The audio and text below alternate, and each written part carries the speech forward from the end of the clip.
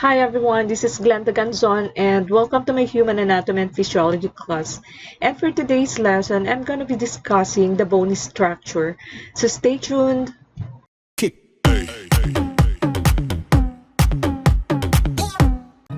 Bone tissue or osseous tissue differs greatly from other tissues in the body.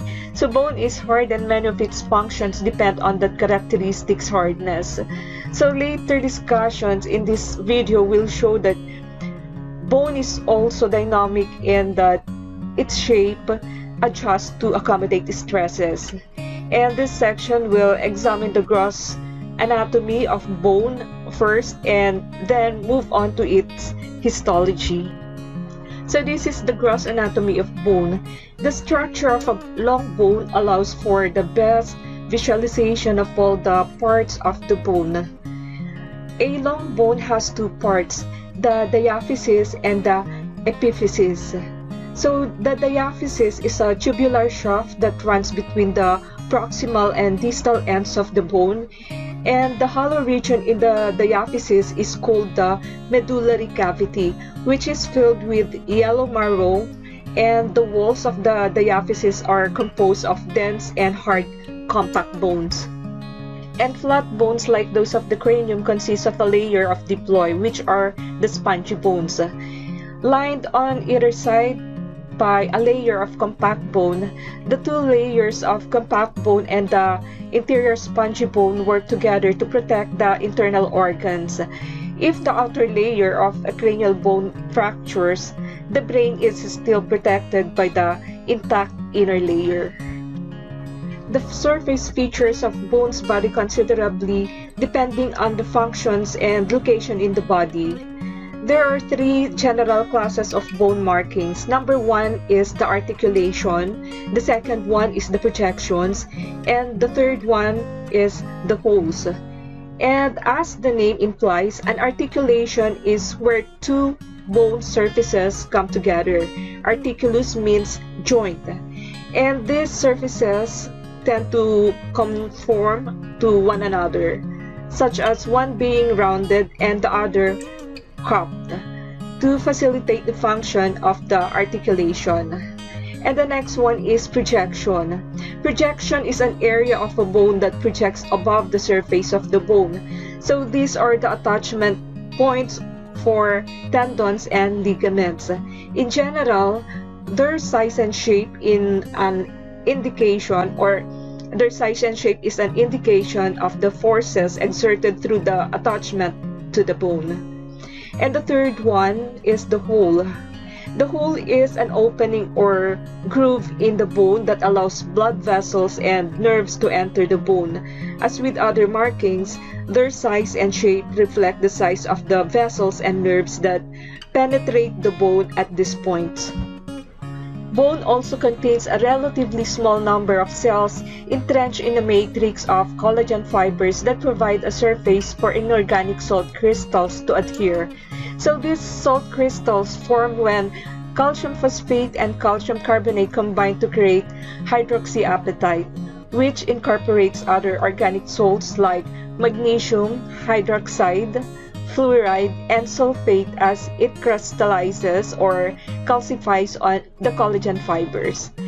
The hydroxyapatite crystals give bones their hardness and strength, while the collagen fibers give them flexibility so that they are not brittle. Although bone cells compose a small amount of the bone volume, they are crucial to the function of bones. Four types of cells are found within the bone tissue, and they are the osteoblasts, osteocytes, osteogenic cells, and osteoclasts. So the osteoblast is a bone cell responsible for forming new bone and is found in the growing portion of bone, including the periosteum and the endosteum. Osteoblasts, which do not divide, synthesize, and secrete the collagen matrix and calcium salts. As the secreted matrix surrounding the osteoblast calcifies, the osteoblast becomes trapped within it.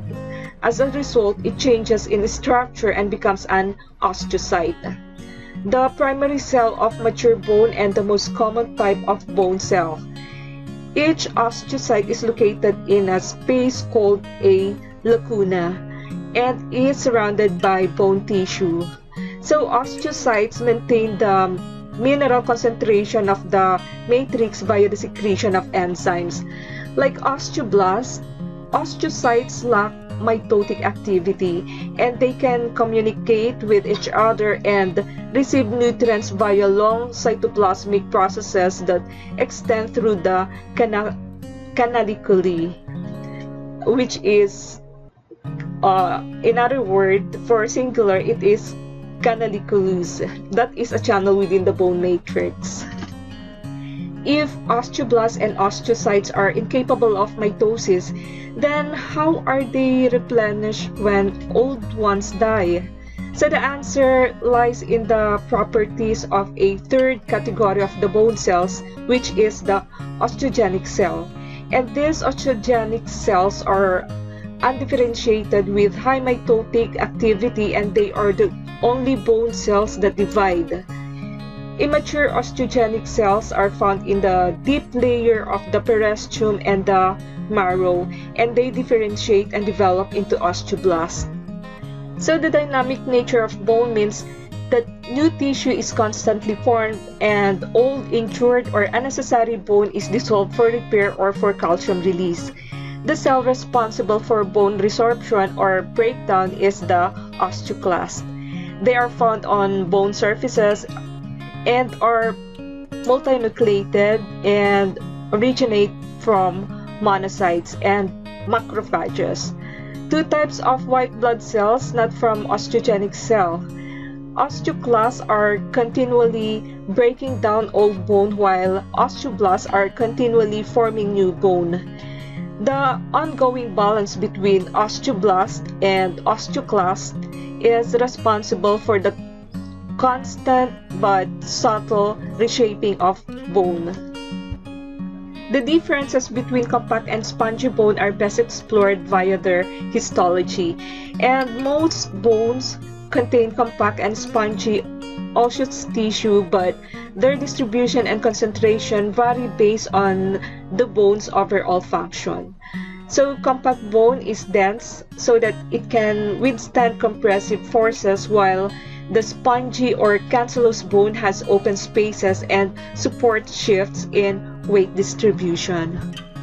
In addition, compact bone is denser, is stronger of the two types of bone tissue, and it can be found under the periosteum and in the diaphysis of long bones, where it provides support and protection. The microscopic structural unit of compact bone is called an osteon or Haversian system. Each osteon is composed of concentric rings of calcified matrix called lamellae. Running down the center of each osteon is the central canal or Haversian canal, which contains blood vessels, nerves, and lymphatic vessels.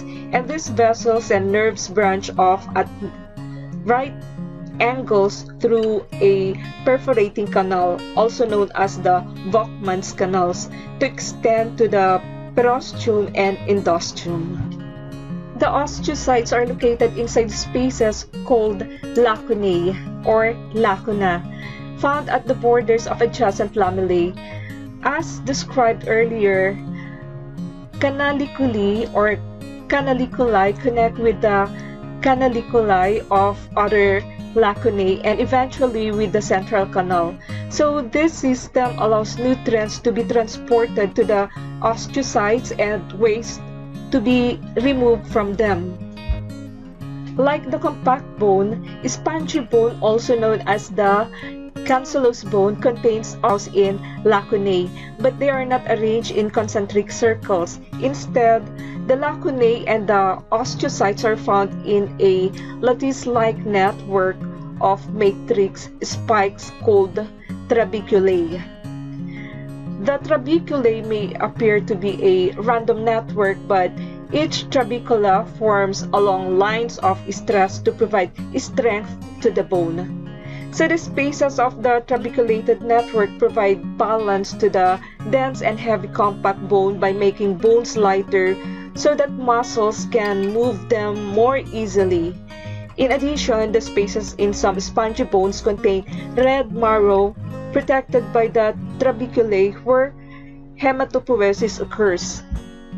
The spongy bone and medullary cavity receive nourishment from arteries that pass through the compact bone.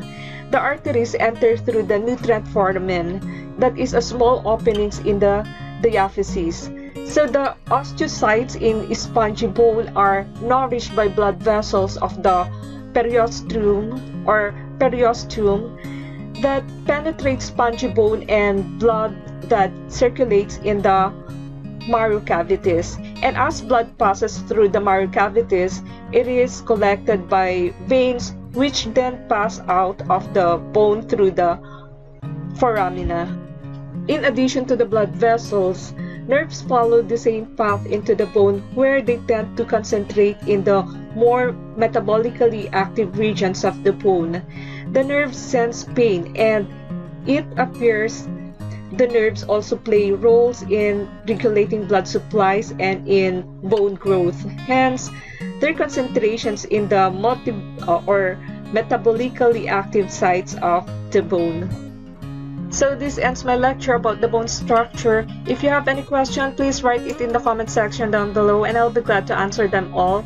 And once again, I would like to thank you all for watching this video and for listening to my topic. Until my next video, bye everyone!